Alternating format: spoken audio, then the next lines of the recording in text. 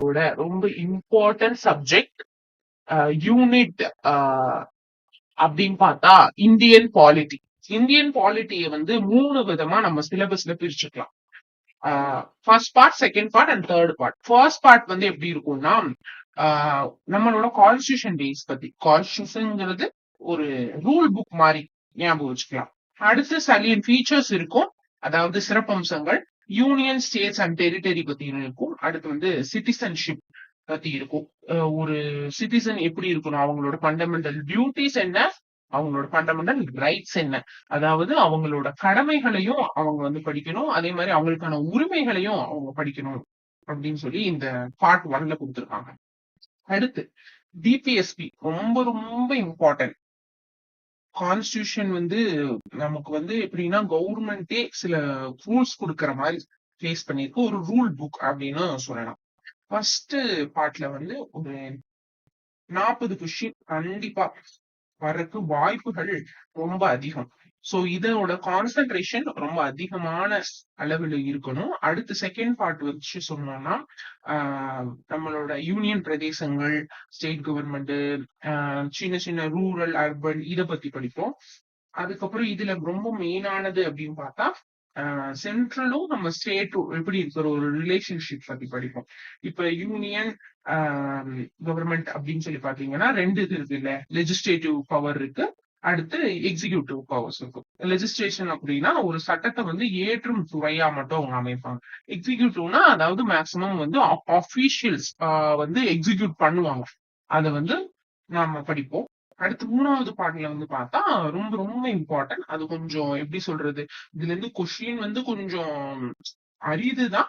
But இதுல இருந்து 1-2 question கேட்டாலுமே அதுவுமே நமக்கு வந்து மொத்தத்துல உதவிகரமா இருக்கும். அதாவது சுப்ரீம் கோர்ட் பத்தி, ஹை கோர்ட் பத்தி, எலெக்ஷன், அதாவது நம்ம எலெக்ஷனுக்கான ஓட்டு வைஸ் இருக்குல்ல, அதான்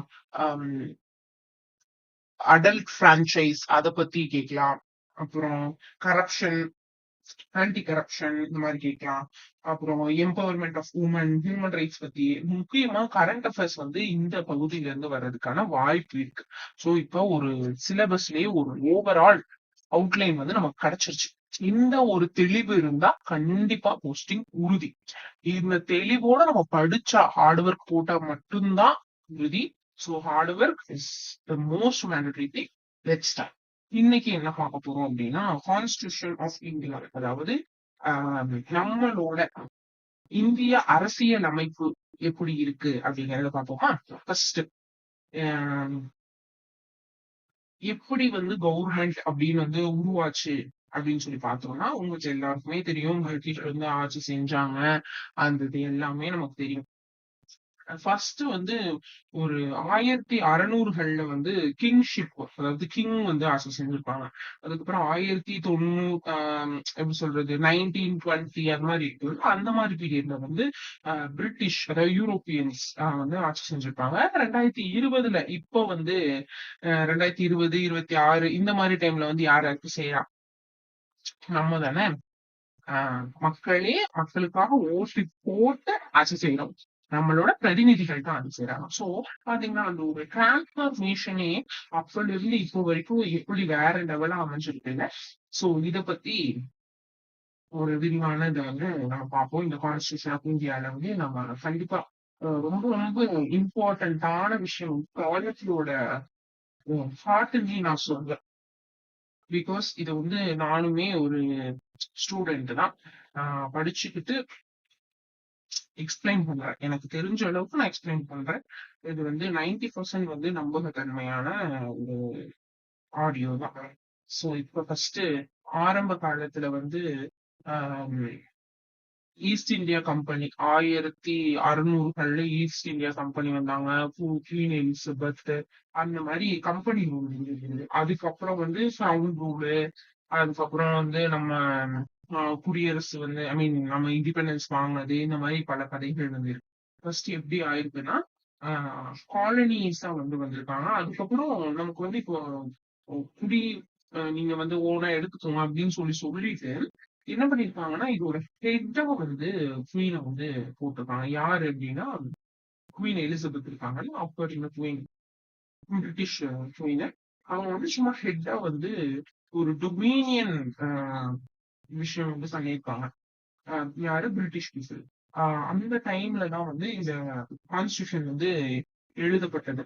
எப்படின்னா நமக்கு சுதந்திரம் வந்து குடுத்துட்டாங்க. ஆனா உடனே வந்து நம்ம மறுபடியும் ராஜா காலத்துக்கு போனா அதுவும் ஒரு அடக்குமுறை மாதிரி ஆயிடும் இல்லையா? அப்போ அந்த அந்த உடனே அந்த டைமுக்கு போகாம ஒவ்வொரு இடத்துல இருந்தும் ஒவ்வொரு பிரதிநிதிகள் வரணும். ஒவ்வொரு இதை வந்து ரெப்ரசன்ட் பண்ணி ஆட்கள் வரணும் அப்படின்னு சொல்லி அதுக்கு ஒரு இடம் நமக்கு ஒரு கேப் வேணும்ல. அந்த கேப்ல தான் வந்து ஒரு 1947 இருந்து 1950 வரைக்கும், அதாவது 1947 இருந்து 1950 வரைக்கும் இருந்திருக்க ஒரு டைம் பீரியட். இதுல எப்படின்னா குயின் தான் வந்து ஆக்சுவல் ஹெட், அந்த லீடா வந்து இருந்திருப்பாங்க. ஆனா நம்ம தான் அவங்க வந்து நமக்கு வந்து சரி போங்க அப்படின்னு சொல்லிட்டு நமக்கு குடியரசு வந்து ஏத்துக்கோங்க அப்படின்னு சொல்லி நமக்கு தோணுங்க. அந்த மாதிரி நம்மளே வந்து கான்ஸ்டியூஷன் கிரியேட் பண்ற வரைக்கும் அவங்க லீட் பண்ணி இருப்பாங்க. அப்ப இருந்த வைசராய் வந்து சும்மா லீட் பண்றதுக்கு மட்டும் இருந்திருப்பாரு. ஆனா அவங்க வந்து ஃபுல் இது வந்து நமக்கு கொடுத்துட்டாங்க. எப்ப வந்து நம்ம கரெக்டா வந்து அஹ் இந்த கான்ஸ்டியூஷன் ஆஃப் இந்தியாவை நம்ம எப்படி ஏத்துக்கிட்டோம் அப்படின்னா 1950, அதாவது 1950ல தான். என்ன ஆயிருக்கும் அப்படின்னா இந்த 1950 ஜனவரி 26 1950 இந்த டேட் வந்து ரொம்பவுமே இம்பார்ட்டன்ட். இந்த டேட் ஏன் சொல்றேன் அப்படின்னா இதுதான் நம்மளோட ரிபப்ளிக் டே. ஏன் அப்படி எப்படின்னு ஏன் அப்படி சொன்னாங்கன்னா அந்த டைம்ல வந்து லார்ட் மவுண்ட் பேட்டர் அப்படின்னு ஒருத்தர் வந்து இருந்தார். அப்ப வந்து அவர் தான் வந்து வைஸ்ராயா இருந்தாரு. நமக்கு வந்து எப்படின்னா ஆஹ் இந்த செகண்ட் வேர்ல்ட் வார் டைம் இருக்கும்ல, அந்த டைம்ல வந்து அவங்க விட்டனால நம்மளுக்கும் வந்து எப்படி சொல்றது, அந்த வேர்ல்டு வார் எல்லாம் முடிஞ்சதுக்கு அப்புறம்னால நமக்கு வந்து இண்டிபெண்டன்ஸ் கொடுத்தாங்க. ஏன்னா அதுலயுமே பெரிய லேக், வேர்ல்டு வார்னால பல விஷயங்கள் வந்து லேக் ஆயிடுச்சு. நிறைய ஆட்கள் இறந்தாங்க, சோல்ஜர்ஸ் நிறைய இழப்புகள் தான் இவங்களுக்கு வந்து ஜாஸ்தி ஆச்சு. அந்த டைம்ல வந்து நான் சொன்னேன் வைஸ்ராய் வந்து நமக்கு வந்து கொடுத்தாங்க, ஃப்ரீடம் எடுத்துக்கோங்க.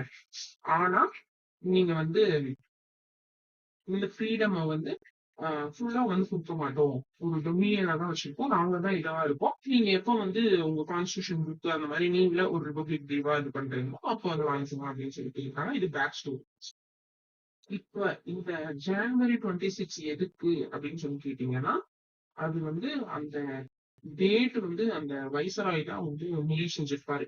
அவர் வந்து ஒரு டேவா வந்து முடிவு செஞ்சு அவர் ஆல்ரெடி இது பண்ணணும் அப்படின்னு சொல்லி முடிவு செஞ்ச டேவை வந்து இதுக்கு வந்து கொடுத்துருப்பாங்க. இந்த டேல வந்து என்ன ஆகும் அப்படின்னா உம் நம்மளோட பிரசிடென்ட் வந்து வருவாரு. ஃபர்ஸ்ட் ரிபப்ளிக் டேல வந்து நமக்கு வந்து பிரசிடென்ட் கிடைச்சிருவாங்க. ஃபர்ஸ்ட் ஆனா நமக்கு வந்து பிரசிடென்டா வந்து இருந்தவங்க வந்து கொஞ்சம் ஏன் வந்து போயிடுவாங்க. அதாவது டெம்பரரி பிரசிடென்ட் வந்து டக்குன்னு வந்து முடிஞ்சிருவாரு due to some reasons. And செகண்டா வந்து நமக்கு வந்து நிரந்தர தலைவரா பிரசிடென்ட் அவங்க எங்கிட்டோம்னா ராஜேந்திர பிரசாத். இப்போ வந்து நமக்கு யார் அப்படி இருக்காங்க அப்படின்னு சொல்லி பார்த்தா நம்மளோட பிரசிடென்ட் யாருன்னா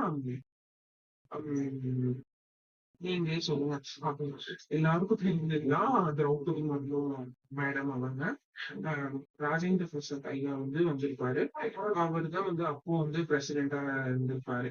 ஆஹ் ஆஹ் இப்போ வந்து யார் வந்து ஆஹ் இந்த டே வந்து சொன்னாங்க இதை பத்தி நமக்கு தெரிஞ்சிச்சு இல்லையா? இப்போ வந்து இந்த கான்ஸ்டியூஷன் பத்தி வரலாம். இந்த கான்ஸ்டியூஷன் பத்தி வந்தா மெயினா வந்து ரெண்டு விஷயம் தான் நோட் பண்ண வேண்டியது வந்து வரும். கான்ஸ்டியூஷன் வந்து ரிட்டன் லீகல் டாக்குமெண்ட் அப்படின்னு சொல்லலாம். அடுத்து வந்து supreme law of the land அப்படின்னு சொல்லி சொல்லலாம். இந்த கான்ஸ்டியூஷன் தான் written legal document and supreme law of the land. அது மட்டும் இல்லாம இந்த கான்ஸ்டியூஷன் வந்து எதுல இருந்து எடுக்கப்பட்டிருக்கு அப்படின்னு சொல்லி கேட்டீங்கன்னா ஒரு சில கண்ட்ரி இல்ல, கிட்டத்தட்ட 60 கண்ட்ரிஸ் கிட்ட வந்து கான்ஸ்டியூஷன் நம்ம புக்கை வந்து எழுதிருக்காங்க. யார் வந்து எழுதுனா அப்படின்னா ஒரு குரூப் ஆஃப் பீப்புள் வந்து இருப்பாங்கல்ல, சேர்ந்து எல்லாரும் சேர்ந்து எழுதிப்பாங்க. அதுக்கு முன்னாடி இப்ப நான் சொன்னேன்ல ஒரு ஒரு இடத்தையும் வந்து ஒவ்வொருத்தர் ரெப்ரசன்ட் பண்ணி வந்து ஒரு ஆட்சி நடத்துங்க அப்படின்னு சொல்லிட்டு இருக்காங்கல்ல. அப்ப அந்த ரெப்ரசன்ட் பண்றதுக்கு ஒரு பிரிவு இருக்கணும்ல. அப்ப இந்த பிரிக்கும் போது எத்தனை பேர் வந்து பிரிச்சிருக்காங்க அப்படின்னு சொல்லி கேட்டீங்கன்னா மெயினா வந்து ஒரு கேபினெட் மிஷன் அப்படின்னு சொல்லி வச்சு கான்ஸ்டியூண்ட் அசம்பிளி வந்து ஒண்ணு வைக்கணும் அப்படின்னு சொல்லி ஒரு ஐடியா வந்து வச்சிருக்காங்க. இது எப்ப கான்ஸ்டியூண்ட் அசம்பிளி வந்து 1946 அவங்க வந்து ஆரம்பிச்சிருக்காங்க.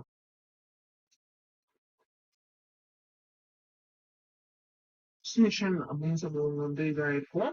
அதை வந்து ரிஜெக்ட் பண்ணிருப்பாங்க. ஓகேவா? இந்தியன்ஸே வந்து ரிஜெக்ட் பண்ணிட்டு அதுக்கப்புறம் வந்துதான் இந்த கான்ஸ்டியூஷன் கேபினெட் மிஷன் வந்து பண்ணிருப்பாங்க. இந்த கேபினெட் மிஷன்ல வந்து என்ன ஐடியா தோணும் அப்படின்னா கான்ஸ்டியூண்ட் அசம்பிளி அப்படின்னு சொல்லி ஒண்ணு வைக்கலாம். அது எப்படின்னா நம்மளோட எலெக்ஷன்ஸ் எப்பயுமே என்னமா இன்டைரக்ட் எலெக்ஷன்ஸ் தான். மேக்சிமம் இன்டைரக்ட் எலெக்ஷன்ஸ் தான். ஆனா டைரக்ட் எலெக்ஷன்ஸ் வந்து அந்த அசம்பிளிக்குள்ள இருக்கிற இப்ப எம்எல்ஏ இந்த மாதிரிலாம் இருப்பாங்கல்ல, இவங்க வந்து இதுக்கு போகலாம். அவங்க வந்து இது மாதிரி மெஜாரிட்டி ஓட்ஸ் வச்சு அந்த மாதிரி பண்றதும் வந்து இருக்கு. ஏன்னா பார்லிமெண்ட் ஹவுசஸ் இது பத்தி நம்ம படிப்போம், ஃபியூச்சர்ல படிப்போம். இப்போ நீங்க டீச்சர்ல படிக்கிறேன்.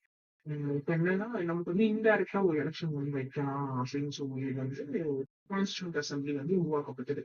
இப்போ வந்து என்னன்னா 11 பிரிட்டிஷ் ப்ராவின்ஸ் ஒன்றும் 4 சீஃப் கமிஷன் ப்ராவின்ஸ் வந்து இருந்தாங்க. இந்த 4 சீஃப் கமிஷன் ப்ராவின்ஸ் வந்து என்ன அப்படின்னு சொல்லி பார்த்தா அஜ்மேர், கூர்க், பலுச்சிஸ்தான், டெல்லி இந்த மாதிரி ஒரு 4 பேர் வந்து இருந்தாங்க. இந்த கான்ஸ்டியூஷன் எப்படி ஃபார்ம் ஆச்சு அது மட்டும் இல்லாம இந்த கான்ஸ்டியூஷன் அசம்பிளி கான்ஸ்டியூண்ட் அசம்பிளி வந்து எப்படி ஃபார்ம் ஆச்சு, கான்ஸ்டியூண்ட் அசம்பிளி எப்படி ஒர்க் ஆகுது, கான்ஸ்டியூஷன் ஆஃப் இந்தியா அப்படின்னா இது என்ன, இதுதான் ரொம்ப ரொம்ப முக்கியம். ஸோ இதை வந்து ஸ்டார்ட் பண்றதுக்கு முன்னாடி முதல்ல இதை பத்தி நீங்க ஒரு பேசிக் தெரிஞ்சுட்டு வந்தோம். அதுக்கப்புறம் வீடியோ போடலாம், நல்லா புரியும். ஸோ இன்னைக்கோட இந்த வீடியோ எங்காவது பார்ட் 1 நல்லா போயிருக்கோம் அப்படின்னு சொல்லி நினைக்கிறேன். ஒரு கதையான போச்சு, இன்னும் கொஞ்சம் நீட்டா முடிச்சிருங்க. ஏமா